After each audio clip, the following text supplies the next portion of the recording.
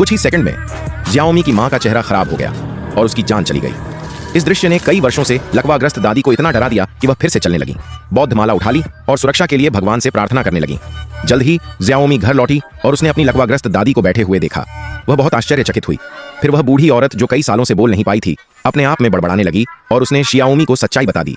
पता चला कि उसकी चाची का परिवार बहुत खुश था और उसके कपड़ों ने कभी भी उसकी चाची को तिरस्कृत नहीं किया, क्योंकि वह एक खुशहाल जीवन जी रही है और वह उससे ईर्ष्या करने लगी।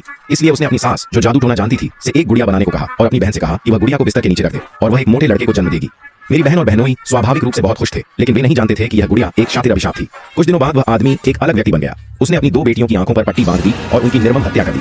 अपनी बेटी की हत्या करने के बाद उसने अपने ऊपर पेट्रोल डालकर खुद को जला लिया। कुछ समय बाद जियाओमी की चाची ने अपने तीसरे बच्चे को जन्म दिया और यह भी एक लड़की थी। इस समय बच्चे को जन्म देने वाली बड़ी बहन के मन में बुरे विचार आए। ये मानते हुए कि वह स्वयं बांझ थी, सास और बहू ने बच्ची पर एकाधिकार करने की योजना बनाई। इसके बाद महिला ने तकिया उठाया और अपनी बहन की गला दबाकर हत्या कर दी। यह सुनकर जियाओमी हैरान रह गई और उसे विश्वास नहीं हुआ कि उसकी तथाकथित चाची वास्तव में उसकी जैविक मां थी, और जिस महिला को मैं 30 साल तक दादी कहता रहा, वही मेरी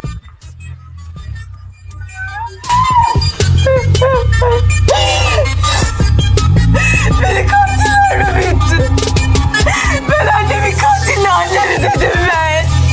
Ben ailemi katiller babaannemi dedim. Yüzüme bak.